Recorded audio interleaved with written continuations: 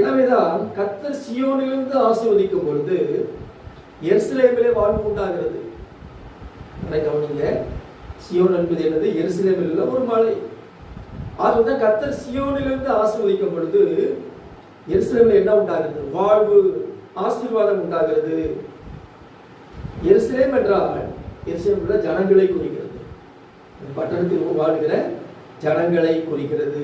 உதாரணமாக சூசா நகரம் கலங்கிற்று அப்படின்னா நகரம் எப்படி கலங்குது? நகரத்தில் உள்ள ஜனங்கள் கலங்குகிறார்கள்.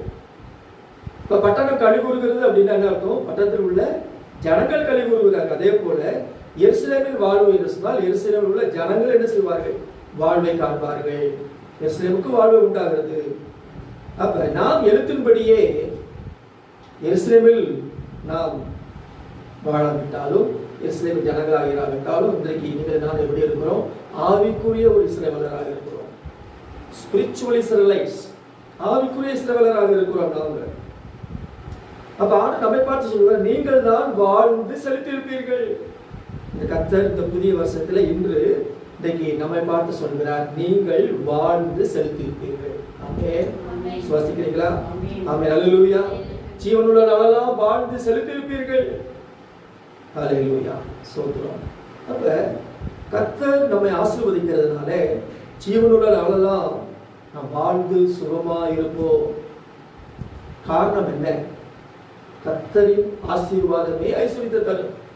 ஆமென். கர்த்தரின் ஆசீர்வாதம் தான் ஐஸ்வரியத்தை தரும். கர்த்தரின் ஆசீர்வாதம் தான் செழிப்பை தரும். கர்த்தரின் ஆசீர்வாதம் தான் நமக்கு வாழ்வை தரும். எனக்கு அன்பானவர்களே, அப்ப கர்த்தருக்கு பயப்படுகிற மனுஷனை, கர்த்தருக்கு பயந்து அவர் கட்டளையில் நடக்கிற மனுஷனை ஆண்டவர் இவ்விதமா என்ன செய்கிறார்? ஆசீர்வதிக்கிறவர் பார்க்கிறோம். கர்த்தருக்கு பயப்படுவது மட்டுமல்ல, கர்த்தர் யாரெல்லாம் விசுவாசிக்கிறார்களோ அவர்களும் என்ன செய்வார்கள்? ஆசீர்வதிக்கப்படுகிறார்கள். கர்த்தரை விசுவாசிக்கிற ஒரு விசுவாசம் நமக்கு தேவை. ஜீவனுள்ள ஒரு தேசத்திலே கர்த்தரின் நன்மையை காண்பேன் என்ற விசுவாசம் நமக்கு தேவை. சுவாசித்தால் நீங்கள் நன்றாக இருப்பீர்கள்.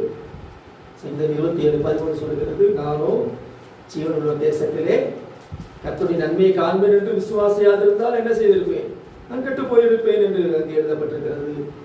அப்ப நன்மையை காண்பேன் என்று விசுவாசித்தால் நாம் எப்படி இருப்போம்? நாம் நன்றாக இருப்போம். ஆமென். ஜீவனுள்ள தேசத்திலே கர்த்தருடைய நன்மையை காண்போம் என்று என்ன செய்யுங்கள்? விசுவாசியுங்கள், நன்றாக இருப்பீர்கள்.